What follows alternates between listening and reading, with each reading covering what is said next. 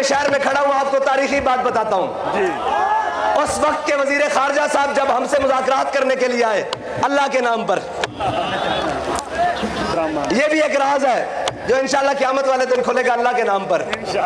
میرے سامنے آئے اور زمین آسمان کے کلابے بنانے لگے. میں نے کہا شاہ صاحب تلک الایام نداولها بین الناس, یہ دن بدل جائیں گے. ہم فخر سے آج آپ کے سامنے بیٹھے ہوئے ہیں کہ ہم ناموس رسالت کا پرچم لے کر ہتھکڑیاں لگوا کر ہاتھ بدوا کر آپ کے سامنے آئے ہیں.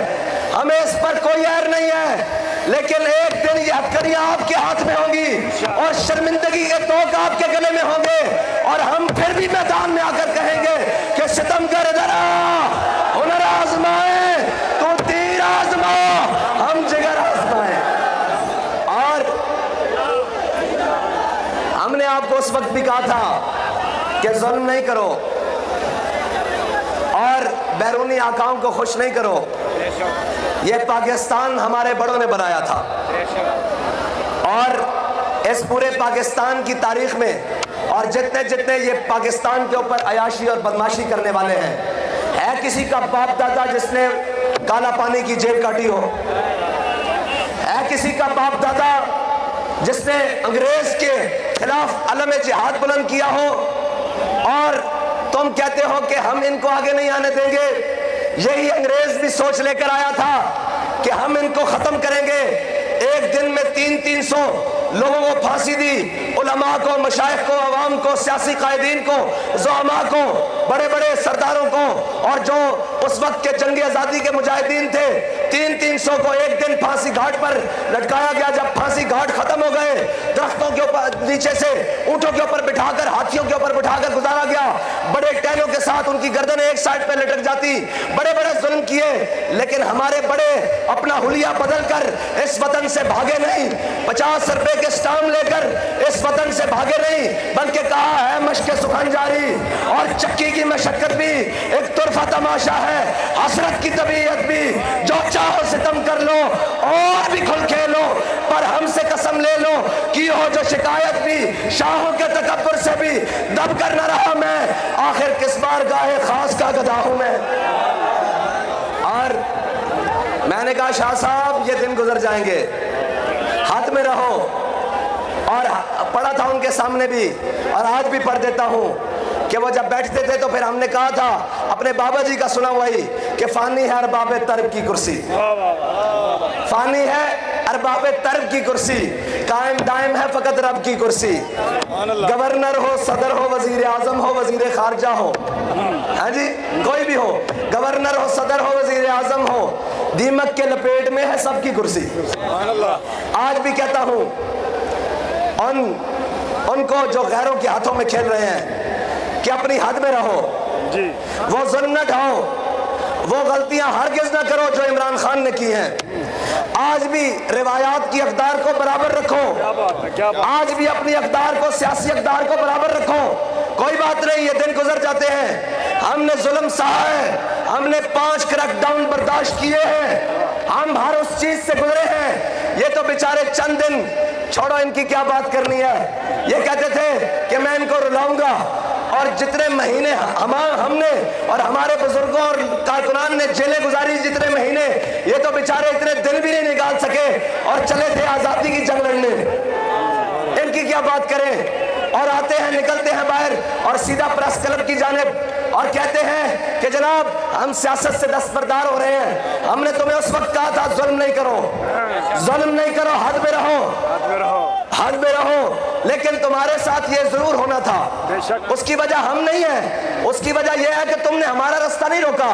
ہم نے تمہیں کیا کہنا تھا. ہاں اگر ہم آ بھی گئے طاقت میں, ہم پھر بھی اپنے آقا مولا کی سنت ادا کریں گے کہ لا تسریب علیکم اليوم. چلو جاؤ, آج سارے بھاگ جاؤ.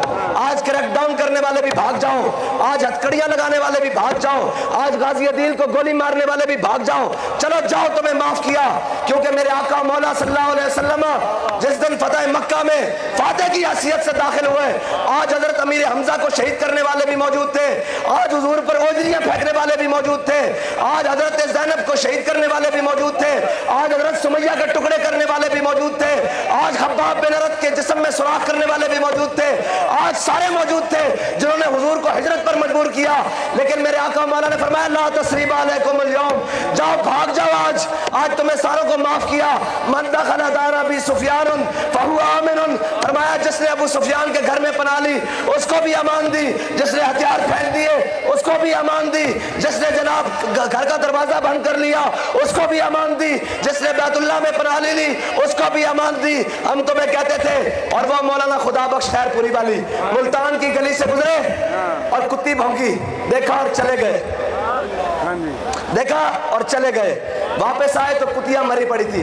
کہا ہے کتیا میں نے تجھے کچھ نہیں کہا, میں نے تجھے کچھ نہیں کہا, تاریخ موجود ہے, ہم دکھا سکتے ہیں, منوا نہیں سکتے, کتاب پڑھی ہے, جس کا دل کرے آگے دیکھ لے. مولانا صاحب نے کہا میں نے تمہیں کچھ نہیں کہا, میرے خدائے غیور کو گوارا ہی نہیں ہوا کہ تو اس کے بندے کو بھونکی کیوں ہے. یار دیکھو خدا بخش خیر پوری کو ملتان کی گلی میں کتی بلا وجہ بھونکے, وہ بچ نہیں سکتی, اور کوئی ناموس رسالت کے ساتھ غداری کرے وہ بچ جائے, جو کوئی ناموس رسالت کے مجاہدوں پر گولیاں چلائے وہ بچ جائے. ہم آج بھی کہتے ہیں چادر اور چار دیواری کا تقدس اس وقت بھی پامال کیا گیا, ہم تھے, بابا جی نے کہا تھا آج ہمیں مان لو کل ہم جیسے بھی نہیں ملیں گے. آج سمجھ آ گئی ہے, جس گدے پر تم نے 12 سال بلکہ 12 سال محنت کی, اس گدے کے پلان, اس گدے کے جھلتھڑے اور اس گدے کی رسیاں تیار کی کہ نہیں جی یہ ملک کا بڑا خیر خواہ ہے, یہ جناب فلاں ہے, یہ فلاں ہے, اپنی اصلیت دکھا دی نا ایک دن میں, ملک کے خلاف چلے گئے اور جناب پاکستان کی بنیادوں کے خلاف چلے گئے. ہم نے ہر ظلم سینے میں برداشت کیا, اور ہمیں آ کے لوگوں نے کہا کہ ایسے کر دیں ویسے کر دیں, میں نے ہمارے سب لوگوں نے کہا کہ خبردار, یہ ملک ہمارے بڑوں نے بنایا ہے, اور یہاں سے ریٹائرڈ ہونے والا ہر شخص اپنی دولت, اپنے اسباب اور اپنے جائیدادیں باہر لے کر جاتا ہے, لیکن ہمارا تو 1 روپیہ بھی ملک سے باہر نہیں ہے. اگر کوئی اکاؤنٹ ثابت کر دے تو اس دن ہم ہر چیز چھوڑ کر چلے جائیں گے. 1 روپیہ ثابت کر دے ہم ہر چیز چھوڑ کے چلے جائیں گے, لیکن جن کی جائیدادیں باہر ہیں وہ قوم کے رہنما ہیں, جن کے بچے باہر پڑھ رہے ہیں وہ قوم کے رہنما ہیں, جن کے علاج باہر ہو رہے ہیں وہ قوم کے رہنما ہیں, جو قوم کو تیار کر کے گئے. میرے پاس بھی جیل میں آئے تھے کہ جناب آپ تھوڑا پیچھے ہٹ جائیں, اب بڑے حالات خراب ہو گئے ہیں. میں نے کہا اقبال کہتا ہے ذرا نم ہو تو یہ مٹی بڑی سرخیز ہے ساقی. اقبال کہتا ہے کہ کم کوش تو ہے لیکن بے ذوق نہیں رہی, نہ امید نہ ہو ان سے رہبر فرزانہ, کم کوش تو ہے لیکن بے ذوق نہیں رہی. اقبال کہتا ہے کہ کم مطلب آرام دہ تو ہیں لیکن جب ذوق میں آ جائیں تو پھر تو گولیوں کے سامنے کھڑے ہو کر بھی کہتے ہیں کہ لطف سجن دم بدم کارے سجن گاہ گا, انج بھی سجن بابا انج بھی سجن بابا. ایک منٹ جی,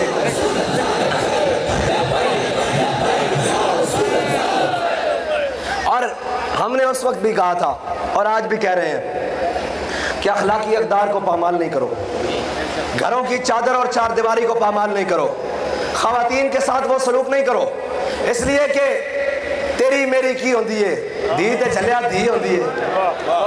ہاں یہ ہمیں پتا ہے کہ ماؤں کی عزت کیا ہے. جنہوں نے عافیہ صدیقی بیچی ہو ان کو نہیں پتہ لگ سکتا کہ ماؤں کی عزت, بہنوں کی عزت کیا ہے. جنہوں نے عافیہ صدیقی کے نام پر کمپینیں چلائی ہوں اور وزارت عظمیٰ کی سیٹ لے کر پھر عافیہ بہن کا کبھی نام بھی نہ لیا ہو, ان سے ہم کیا بات کریں. اور ٹھیک ہے ہمارے سیاسی اختلافات رہیں گے, نظریاتی بھی رہیں گے, لیکن کسی کی ماں بہن وہ پی ٹی آئی والے کی ہو, وہ نون والے کی ہو, وہ شاہ محمود کا گھر ہو, وہ عثمان بزدار کا گھر ہو, وہ عمر ڈار کا گھر ہو, گھروں کی طرف نہیں جانا. بات ہے سیاسی لڑائی میدان میں لڑو, اور مردوں کی بات میدان میں ہوتی ہے, جو گھروں تک جائے وہ مرد نہیں ہوتا. اور لوگ کہتے ہیں کہ محبت اور جنگ میں سب کچھ جائز ہے, بالکل بھی نہیں جائز. ہر چیز کی ایک حد ہے, ہر چیز کے ایک اقدار ہے. یہ دن بھی گزر جائیں گے. میں پی ڈی ایم والوں سے کہتا ہوں کہ اپنی عزتیں بھی سلامت رکھو اور قوم کی عزت بھی سلامت رکھو, اور اس میں بسنے والا ہر شخص وہ پاکستانی ہے, اس کو پورا حق حاصل ہے. آج جو مجرمین ہیں جنہوں نے قوم کو غلط رستے پر تیار کیا ہے ان کو پکڑو، سزا دو، ہمیں کوئی نہیں بات، لیکن اقدار کو نہیں چھوڑو، یہ دن بدل جاتے ہیں۔ ہاں، اقتدار میں آ کے اپنے ہوش کو مت گواؤ۔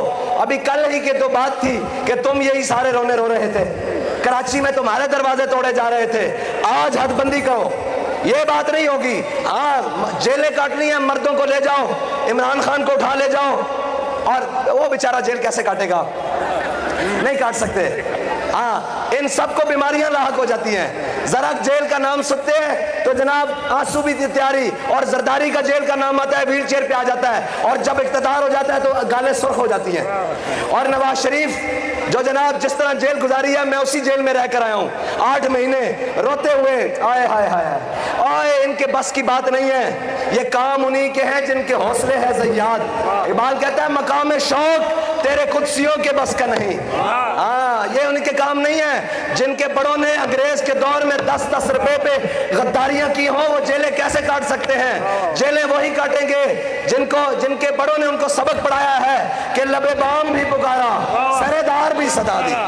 لیکن ایک بات یاد رکھنا، ناموس رسالت کے بارے میں کوئی 2 نمبری نہیں چلے گی۔ ہم نے گردنیں حضور کے لیے رکھی ہوئی ہیں۔ ہم نے یہ ملک اپنے آقا و مولا صلی اللہ علیہ وسلم کے نام پر حاصل کیا تھا۔ ہمارے بڑوں نے جب یہ ملک بنایا تو نعرہ لگا تھا کہ بٹ کے رہے گا ہندوستان اور بن کے رہے گا پاکستان۔ اور پاکستان کا مطلب کیا؟ لا الہ الا اللہ۔ ایسے نہیں بھائی، ایسے نہیں، ہم تو سندھ سے چلے ہیں، ہر چیز گونجی ہے، یہاں تو پھر گونج پڑ جائے پاکستان کا مطلب، اور پتہ لگے کہ پاکستان کے وارث جا چکے ہیں۔ تقریر ختم ہو گئی ہے، بالکل ختم، اب کوئی بات نہیں ہوگی۔ لیکن یہ یاد رکھنا کہ نعرہ نہ لگا تو پھر میں کہوں گا کہ آگے چلیں، اگر نعرہ لگانا ہے تو پھر ان کو پہنچانا ہے، اور ان کے کانوں کی کھڑکیاں کھولیں، یہ مخدوم شخدوم اور یہ جو سارے ہیں۔ پاکستان کا مطلب کیا؟ لا الہ الا اللہ۔ پاکستان کا مطلب کیا؟ لا الہ الا اللہ۔ پاکستان کا مطلب کیا؟